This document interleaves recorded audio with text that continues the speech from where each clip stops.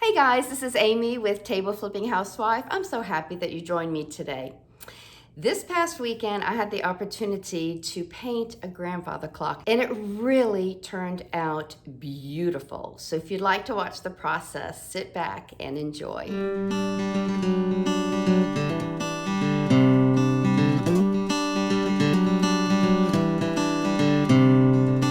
I just came back from a glorious weekend away with a very dear friend, Susan. She has a cabin up in Helen, Georgia. We went up there kind of like a last soiree because we're both kindergarten teachers, and believe it or not, school goes back in session with students August 1st. So by the time I post this, no doubt we will be back in school. So prior to going, we had already planned on going junking, as she calls antiquing, and just vegging out in her wonderful cabin. But she said, there is something I'd like your opinion about and your direction. So she explained that she had just inherited this grandfather clock from her daddy. Her father and great uncle had built this, and she finally got a hold of the clock that they had left her, but it doesn't fit my decor. I would say that Susan's style is somewhere between farmhouse and cottage. She has a cute home. So she said, I'd like to paint it, but give it some dimension. And she said, I'm not sure how to do that. She'd gone on Pinterest and noticed that she liked one that was painted in Dixie Belle's French linen. And guys, I happen to have a whole tub of it that I was waiting to use on a project. And so I was like, oh, I'll bring it. I told her I would also bring some waxes. So I went off to Helen, Georgia with my box of goodies. I brought these furniture legs. They were unpainted when I brought them, but I did bring them because these also have a lot of detail, and I wanted to get a good idea of, once we applied and wiped off the wax, what it would look like in those crevices and crannies. So I brought these. I also brought white wax, clear wax, brown wax, and a brown glaze. So we got busy painting the furniture legs with the French linen. All right, so this one has clear wax, and then we used an aging wax that I had, and it is beautiful. It's staying in the crevices here, and it's just slightly toning down the color to that, which is beautiful. But I want, Susan, for you to see what it looks like if we put on the glaze. Now, just for kicks and giggles, this is what it would look like if you didn't seal your piece first with some sort of top coat like a polyurethane or a clear wax. It just soaks in. The reason this is subtle is because we applied clear wax first and then the dark, and it's beautiful. All right, so this is another piece, and this is what it would look like with a glaze. Paint this on, or you can apply it with a lint-free cloth. So Miss Susan, what do you prefer? Yeah. As we were wiping it off, it naturally distressed the paint we had put on, and she loved that. So she had a game plan, and she said, can we paint it now? And I said, now? I wasn't really prepared. I had only brought one good brush. I had a 2.5-inch slanted zebra brush and some other brushes that I just happened to scoop up. I didn't have my tripod. I knew I wanted to document it. I didn't have proper lighting. Her cabin's kind of dark because it's nestled in the woods, but we said, what the heck, let's do it. So the first thing we had to do was properly clean it. It was dirty, naturally, it's old, right? And also, we didn't know if her mom had used Pledge on it or something that had wax in it. So it was very important to use a grease cutter. She happened to have Dawn dish detergent, my favorite thing to use. And so we mixed that up in some warm water, and we got some rags, and we started scrubbing the clock clean. Some of the little pedestals on the side of the clock that framed the face of the clock were hard to get into. So she grabbed some Q-tips and we got in there to clean it. So we got the clock nice and clean. Now it's also very important to remove all that soap residue. So then we also wiped it off with clean, fresh water. we were ready to go.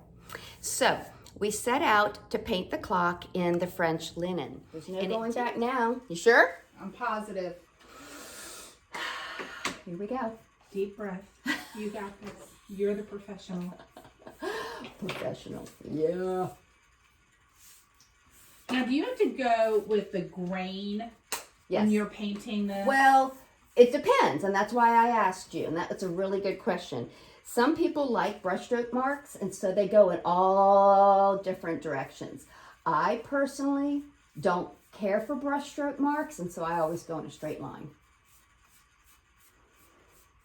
I know when I was painting, my mom always taught me to paint and sand going with the grain of the wood. Yes. So, and here's another trick, Susan. When we get to an edge like this, I don't ever go like that because paint will pool up here. This is just my method. So I usually, if I get the paint on, then I smooth out and I smooth out so that it doesn't collect there. No. I'm probably not going to film the whole thing because one, I don't have my tripod. We weren't supposed to do this, but I'm glad we are. And two, I'm a little afraid about how much space I have on my camera. So from memory. So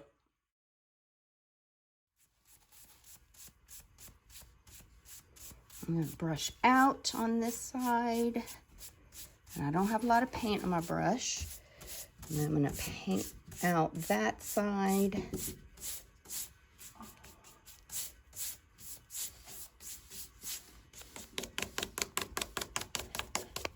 And then I go in one direction. I was just telling Susan that I'm really appreciating chalk paint for this project because we did not sand this. We just cleaned it and we're putting the paint right on. And the paint is going on beautifully. We did add a little bit of water to the paint because we felt it was going on too thick with a lot of brush marks. And it's beautiful.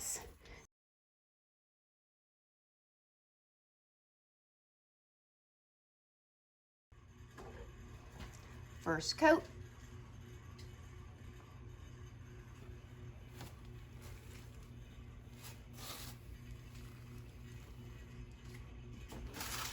Not bad, but definitely needing a touch-up.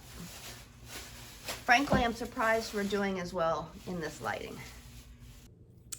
So the paint was drying and Susan went off to cook dinner. I ended up waxing it with the clear wax. There's something I do want to mention up front. Whenever I paint, I always scuff sand because you want to create some kind of little teeth on your piece for the paint to adhere onto. But I didn't have the proper tools. I only had a little piece of scrap of sandpaper I was going to use to show her how to distress. I think I might have had an old sanding block, I'm not sure. But also time was limited and she said, I don't want to deal with that. So I said, well, this will be a test. Dixie Belle indicates you don't have to scuff sand before painting. So that's why we didn't scuff sand. So we got the paint on, it was already starting to dry. So while she was cooking a late dinner, I started applying the wax. I didn't have enough clear wax for the whole piece.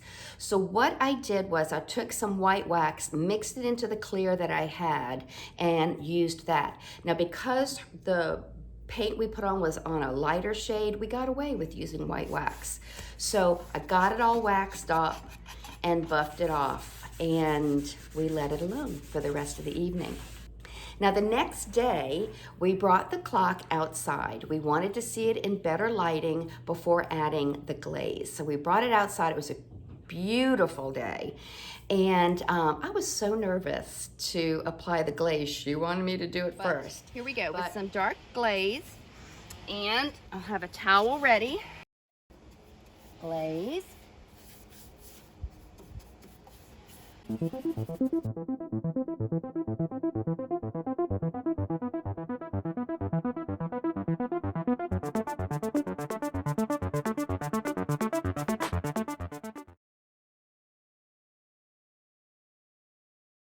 We learned early on you have a very small window. Although glaze does take longer to dry, and so you're able to manipulate it on your painted surface. We did realize though that we had about a 10-15 minute window to work within if we really wanted to manipulate the glaze and get it smoothed out and where we wanted it to stay. So we worked in small sections. What we ended up doing was I would apply the glaze and she would take, I brought some shot cloth. She took the shot cloth and kind of blended in the glaze. Should I blend it in here or leave it? I'd leave it a little, blend it a little bit, but I love how natural that looks up in those two corners. Beautiful. Mm-hmm. Yeah. It really turned out gorgeous, and it was such a delight for me to watch her fall in love with what we did. It was so meaningful to me to be able to do a fun project with a good friend and to change a family heirloom and make it something she felt was beautiful and a perfect fit for her home. So if you have a clock that you want to change to fit your home, you can. Who knew you could paint a grandfather clock? Apparently a lot of people do.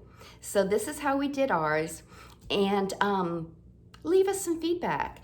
Have you ever painted a clock? What did you use? What worked well for you? Have you ever painted a clock and then used it as something other than a clock? Now, if this kind of content interests you and you haven't done so already, please hit the subscribe button and click the thumbs up. And if you have any questions or constructive comments, leave one below because I've really enjoyed answering every single one.